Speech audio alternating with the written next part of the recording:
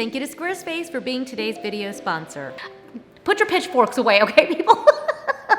Don't hate me, love me, because I'm here trying to help you create a home that you'll actually want to live in. I feel like my mom's gonna be watching this. She's gonna be so mad at me. But I'm gonna need a sip of coffee for this one.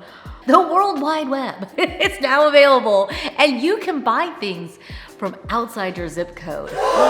Gods came down and kissed the earth and gave us the internet, and we should use it.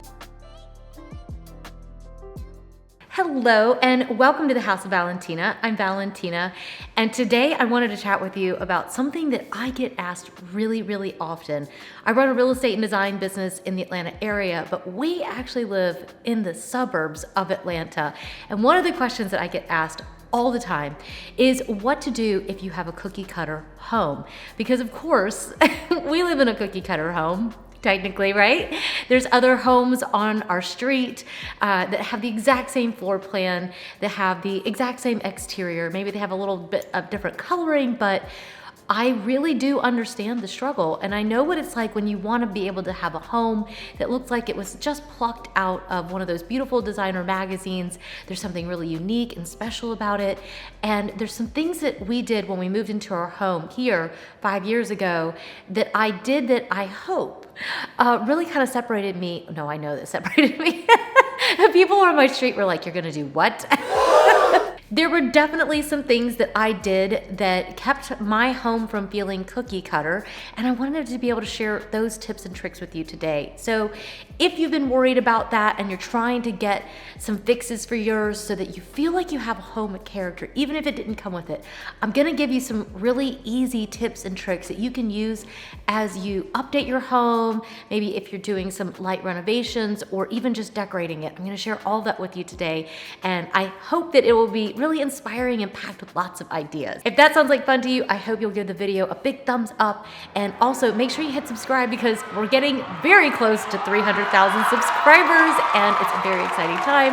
I can't believe it. There's so many of you, and it's just such an honor to be on this journey of helping you create your home with you. I am delighted, truly beyond words. I always feel like I run out of words when we talk about this. I love it. So thank you so much. Yeah, we're gonna take a sip of this coffee and dive in.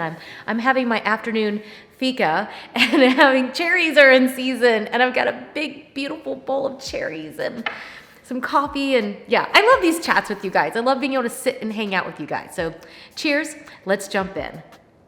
I know from personal experience that it can be very overwhelming when you are buying a cookie cutter home. It doesn't have a lot of character, it doesn't have a lot of detail, and it can be very overwhelming to take a home on like that when you want and crave a home that feels like it just has a lot of character.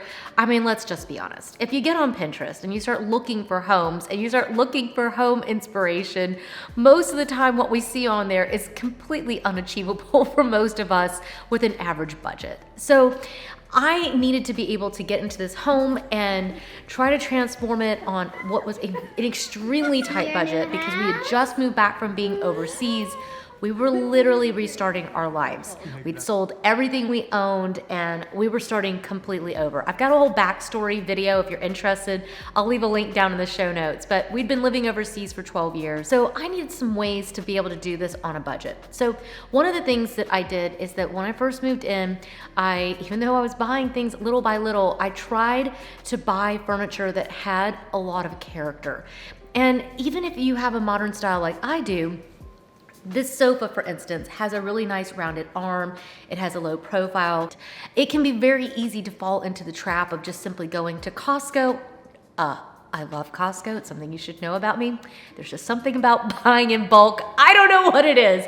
85 rolls of toilet paper. Who doesn't love that? I do. I do think that a lot of times we get caught up in what's available, what's quick, and what typically is available in Costco isn't going to give you a lot of character in your furniture.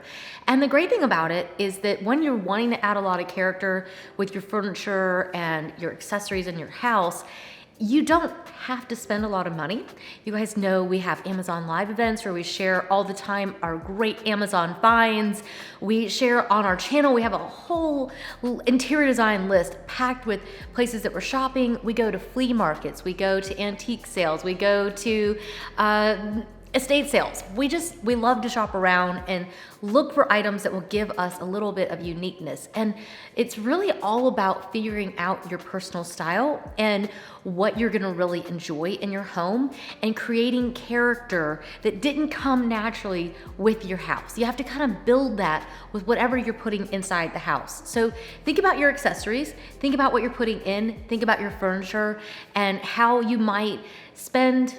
You don't even have to necessarily spend a little more on your furniture, but it's just that you want to make sure that your furniture makes a big statement, if that makes any sense. It's a little bit bolder than something that may just be without very much detail or nothing too interesting about it. You're wanting to add interest because your house didn't come with it.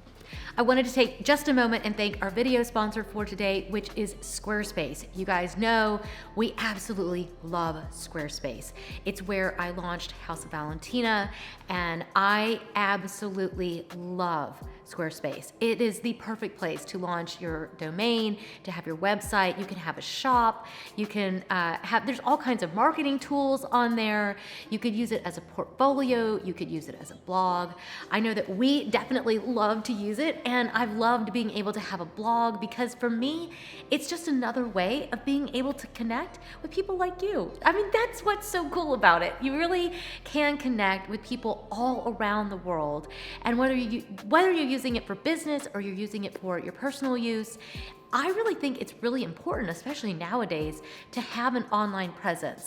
They've actually sent me a discount code for you guys. Head to squarespace.com/House of Valentina to save 10% off your first purchase of a website or domain using code House of Valentina. I will leave all the details down below in the show notes for you, and thank you again to Squarespace for being our video sponsor. One of the things that I feel like kind of makes you feel like you must be in a suburban home is the idea of kind of matchy or theme decor. I know, I'm going out on a limb, and Jack's not here to blame. He's the one that said in the one video about taking all of your, I think it was boats or whatever it was, or your signs and shipping them off. I don't know. I believe if you have a home that you enjoy, it really doesn't matter what you're filling it with. Okay, so let's just get that out in the front. But creating a themed room can feel a little bit suburban. It's just kind of, I don't know, it's not unique. And you really want, if you want to create a unique look, you don't want to create something with a theme because that will intrinsically give you something that feels like it can easily be replicated.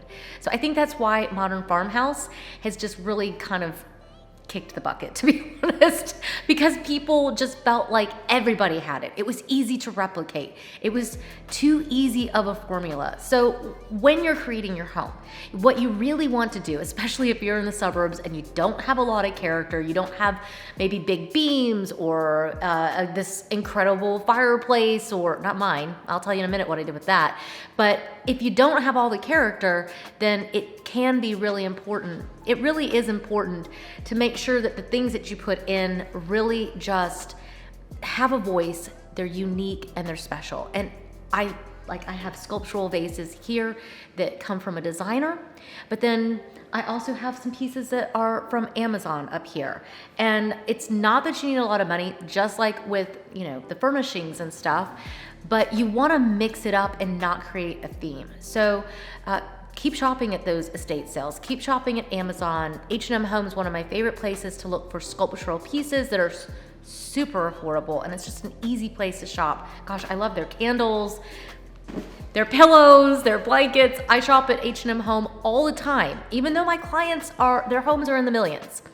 We work in the luxury market, but we'll mix in things that are on a budget because it's not about the budget, it's about the uniqueness. And it's about figuring out what style just really has something special to it and creating that style for yourself. Okay, now we're gonna get into the good ones. Oh man, okay. I'm gonna need a sip of coffee for this one.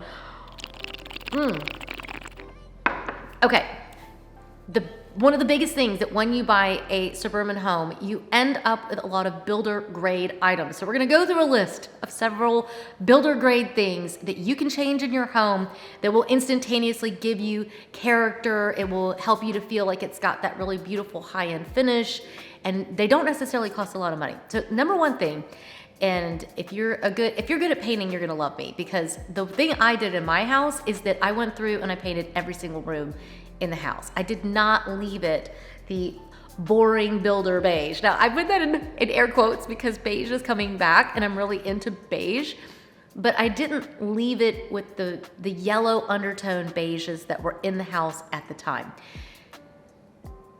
Builders tend to just try to do whatever's easy, and agreeable gray is a color that's been super hot with builders, and they just go through and they paint the whole house in that same color.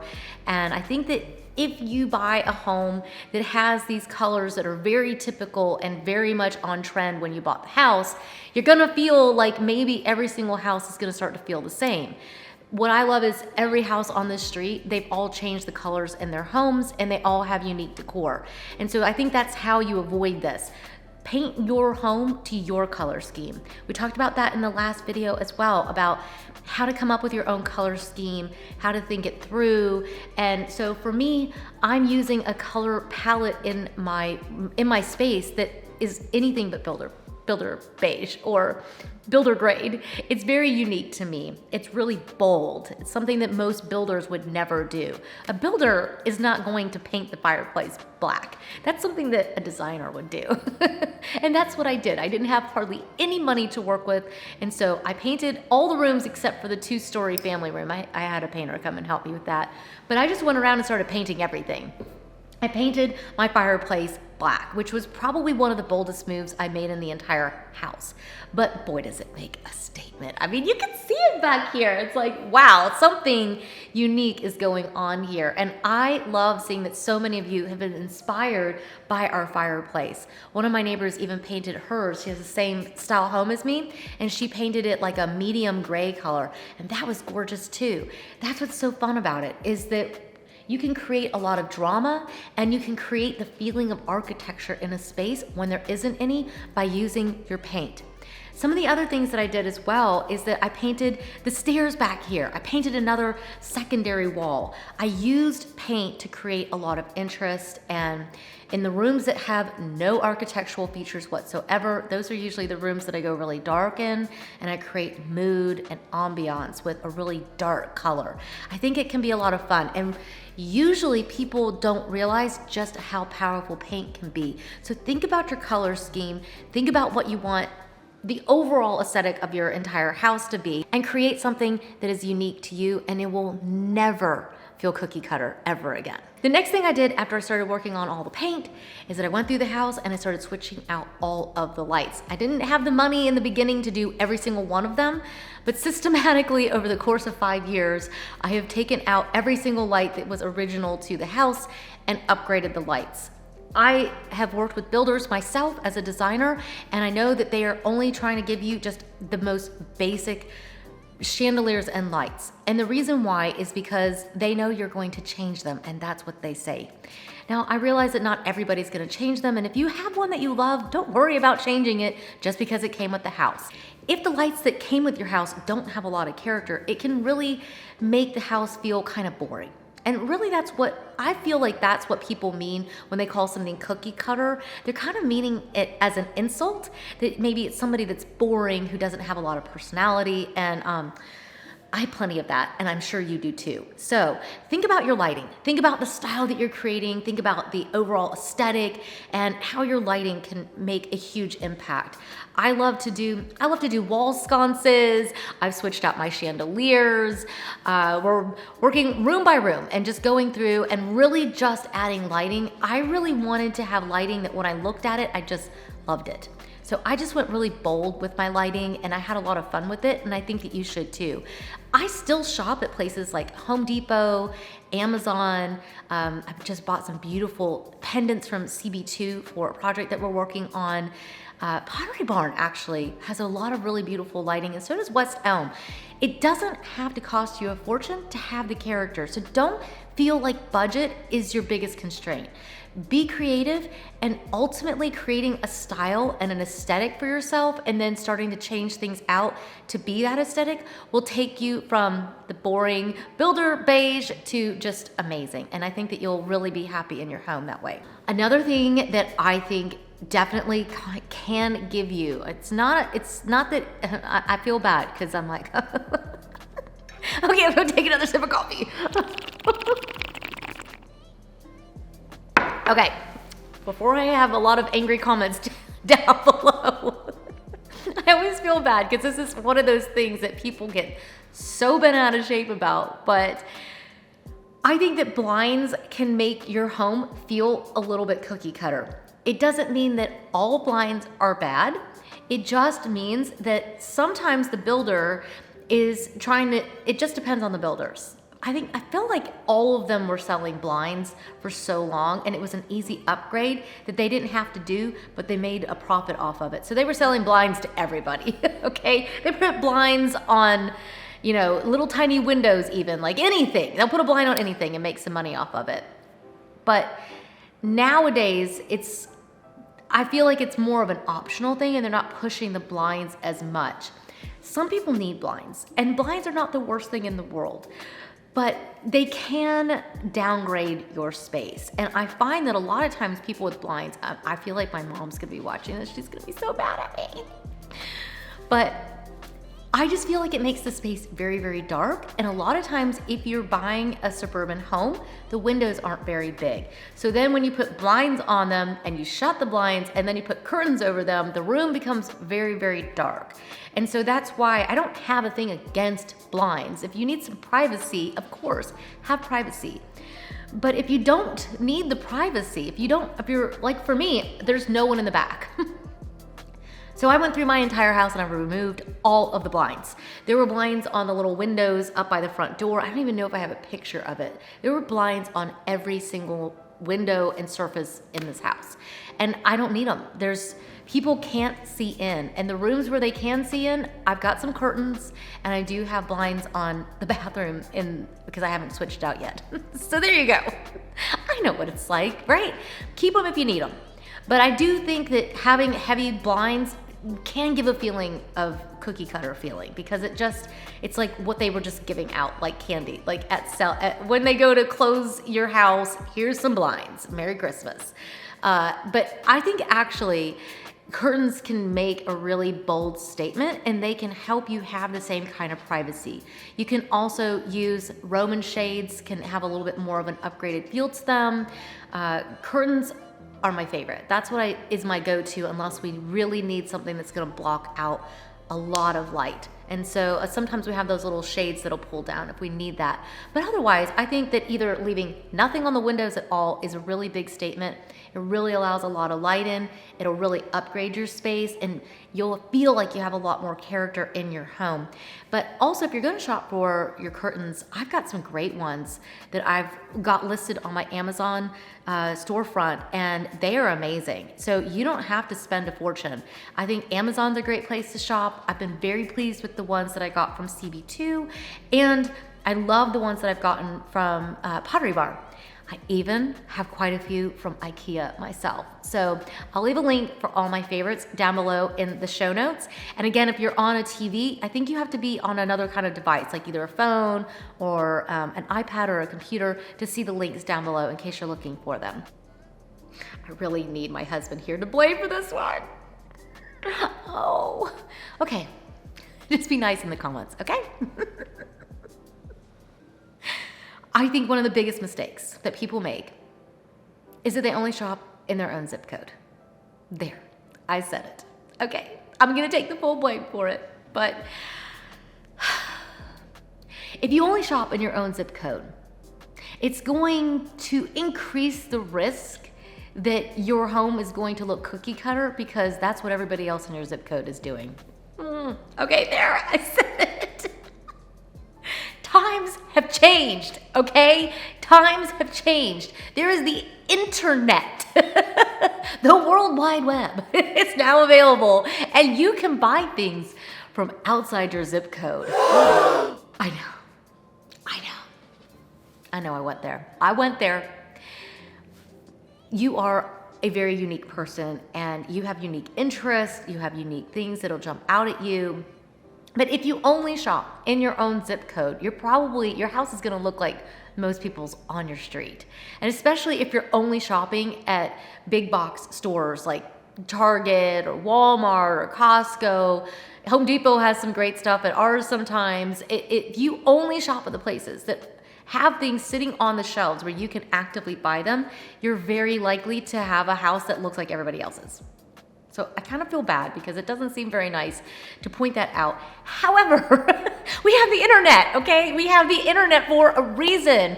I feel like the gods came down and kissed the earth and gave us the internet, and we should use it for our benefit. So there's all kinds of online shops. There's places like Etsy, there's places like First Dibs, there is Cherish, and I feel like that's the biggest mistake you can make ever in your home, is not making your home special for you. Put your pitchforks away, okay, people? Don't hate me, love me, because I'm here trying to help you create a home that you'll actually want to live in and that you won't feel is downgraded just because you live in the suburbs. I mean, I don't care. I live in the suburbs. I have amazing neighbors that are so lovely. I like living in a neighborhood. I like that we can go out for walks and the kids are at the pool all summer, and it's wonderful. There's really nice things about the suburbs, but this idea of the cookie cutter existence, I think it can give it the whole thing of living in the suburbs a bad rep, when personally, I think it's great. Okay, last but not least, this one is maybe just a little less controversial, but it's something that does make a big difference, and that is the builder grade finishes. So a lot of times when you move into your suburban cookie cutter home, of course, you're gonna have a standard door, you're gonna have a standard doorknob, you're gonna have a standard faucet, you're gonna have standard everything. Everything is kind of standard. That's what gives it the cookie cutter feel. You can keep a lot of those things. You don't have to change out every single thing in your home. Gosh, I mean, you could go and source doorknobs from Paris and change everything out. And that is a lot of fun. And if that's your style, go for it. But you don't necessarily have to change everything, but you might want to change some of it. Unless you're building a custom home, then you're more than likely gonna end up with stuff that's pretty standard and not maybe the best quality. So I like switching out the faucets in the house as well. I think that makes a huge difference. And a lot of times they're just toast anyways, especially if you bought an older cookie cutter home in the suburbs. Ours literally were just rusting. Like, they needed to be changed in order to not have water leaking in the house. So sometimes time will actually make it necessary for you to change things out. But you don't have to do it all on the first day. You may want to take on like the kitchen faucet. You want to add something with a little bit more character. I love faucets from places, Brizo sells beautiful ones. I've got some Delta. I like the matte black as well in the bathroom. I've got some that have like a stainless look. I mix my metals, I'm crazy like that. But creating something that really creates a style and an aesthetic, it always goes back to your aesthetic and your uniqueness. So there you go.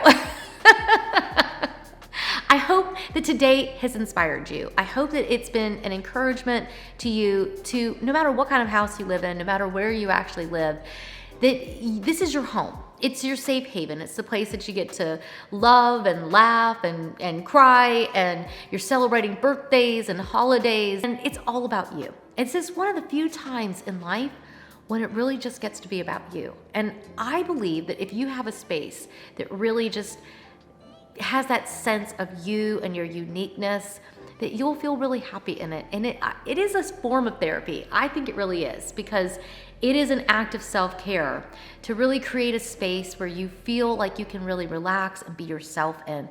I think those things are vitally important to our survival and also to us thriving in our lives and in our spaces. So I always leave the links for the items that I featured in the video, but I'll also leave a link to my Pinterest if you're just looking for some fresh inspiration and some new ideas. That's what I did, is I just created lots and lots of Pinterest boards when I was creating my own home, and I do the same for my clients. We come up with lots of inspiration and really try to figure out from the moment you come up and come through all the way through the house and out the back, how do we create that unique style that really just creates that sense of who the homeowners are. I just love it. I just love it. I hope you do as well. So give the video a big thumbs up, hit subscribe if you haven't already. And I think that is all the time we have for today. So I will see you guys in the next one. Thanks for stopping in.